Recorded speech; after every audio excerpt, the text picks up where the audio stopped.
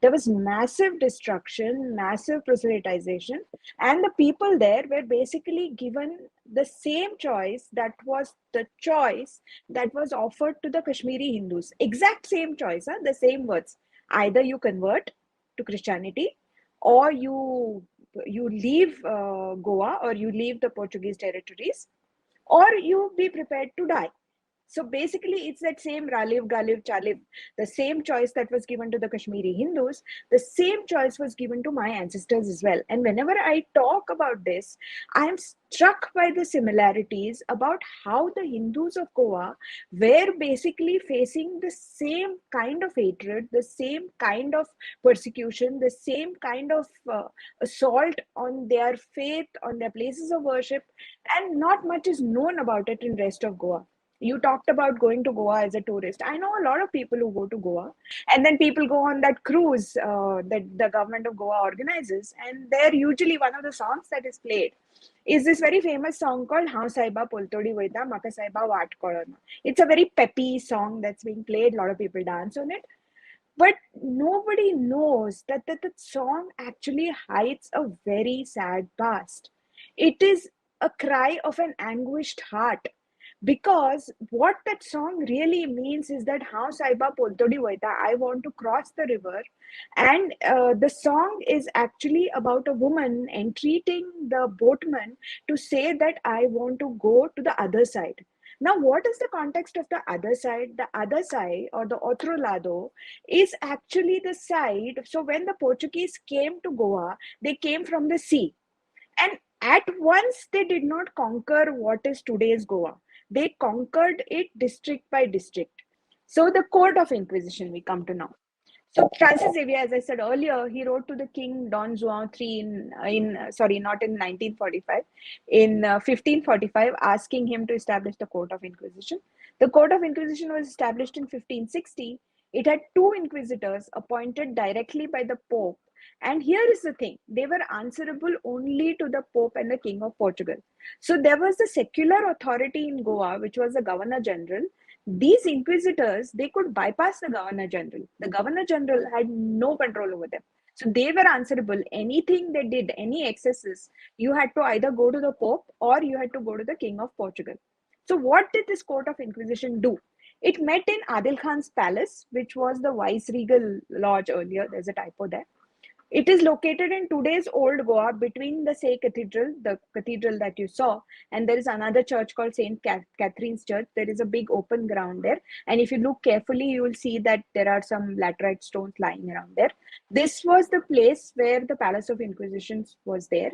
And later on, when there was a lot of furor in Europe against Inquisition, when the Court of Inquisition was finally abolished, the Portuguese themselves demolished the palace because they did not want any proof. Now, that palace was called as Hodlegar, or Big House in Terror, by the Goans.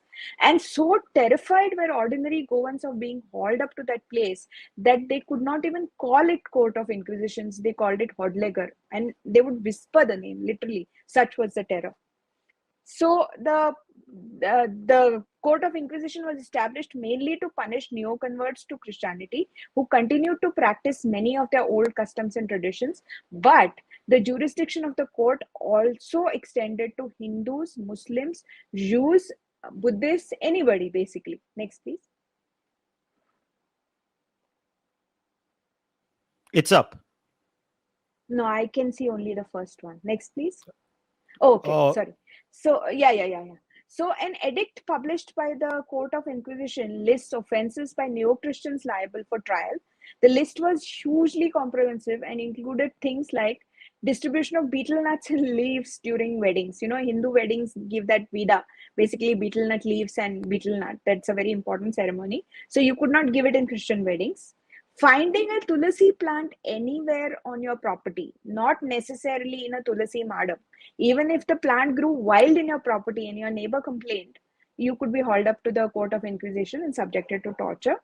Singing traditional songs or ovio during a wedding, meeting the oldest person, Daiji of a clan, to seek his blessings after the birth of a child. This was an important kinship rituals for the Goans of that era to keep the clan united. So every time a child was born in the extended clan, on the sixth or seventh day, the child would be taken to the Daiji, to the eldest person in the clan, and that person would bless the child. So they made this whole ritual redundant and they made it illegal. So the bonds within the community were breaking. Using traditional musical instruments like tal, like dholak, everything that Hindus used to sing, anointing a bride or bridegroom with haldi before a wedding.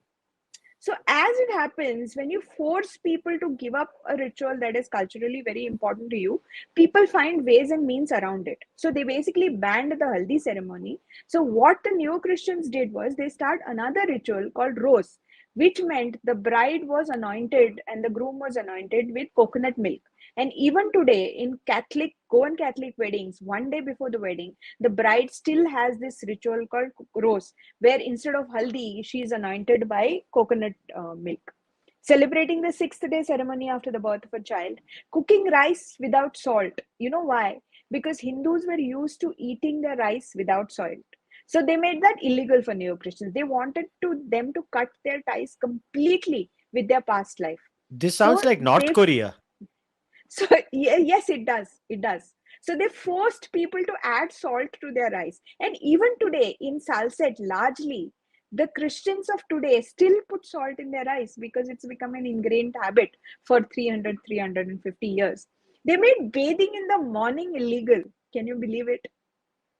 The only reason was Hindus bathed in the morning. And pretty much Hindus all over India, one of the first things to do in the morning is to take a bath. So they made it a legal offense, and you could be hauled to the court of So Inquisition if your the neighbor complained solution. and said कि ये So सुबह में नहा रहा है. the solution was, तुम नहाते हो, I will make sure you stink. No, you could take a bath, but you had to take a bath in the evening, not in the morning. So even now, again, in Salsett particularly, in the coastal areas, the Christians still, by and large, prefer to take a bath in the evening, while the Hindus take a bath in the morning. You would think that this wouldn't matter, right? But this was a way of telling the neo Christians that you have to change everything. They changed vocabulary also. So you could not call your parents Baba and I, which the Hindus used to call.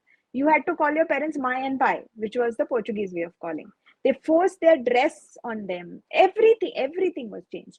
Using cow dung to polish the floor of the house was illegal. Observing fast on certain days of the week was illegal. Next, please. And now we come to the horrible torture. So what happened if you didn't follow these rules? If you found a tulsi plant in your garden, what happened then somebody complained against you, and the Portuguese would come and they would just drag you to the court of Inquisition. You didn't have the right to appeal. It was not like today, ki your friendly human rights lawyer would file a PIL and file a habeas corpus petition in the Portuguese court and get a bail or nothing like that. You wouldn't even meet anyone. Once you're gone, you're gone. Your family had no way of finding out whether you're alive, whether you're dead, whether somebody has taken you somewhere, nothing. Once a person is taken by the court of Inquisition, the person is gone. It's like, as you say, North Korea or China, basically. Next, please. So, and another thing, any person could report anyone anonymously to the court of Inquisition. So, Kushal, if you were rude to me once 5 years ago at some family wedding, and I don't like you anymore, I could just anonymously tip the court of Inquisition and say that Kushal has converted, but he still wears dhoti at home, or he still eats rice without salt, or he takes a bath in the morning, and This the is court like of Inquisition. Pakistan. It's worse than that. It's really worse than that. जो So the हिंदुओं court of के साथ आज Inquisition. Pakistan में होता है, यही तो होता है. हाँ ये इससे भी हाँ right that is true. So the police could come at any point of time and they would just take you, and the witnesses were neither required to provide proof or accost the accused, so you wouldn't even know who basically complained against you. So what it caused was this whole mahal of distrust. You don't know who would basically complain against you. It could be your nephew, it could be a friend, it could be a neighbor, it could be anybody.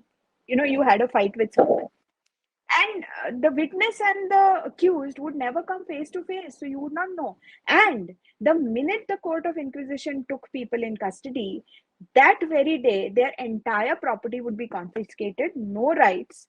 Your family wouldn't get anything, and half of that property would go to the person who basically testified against you.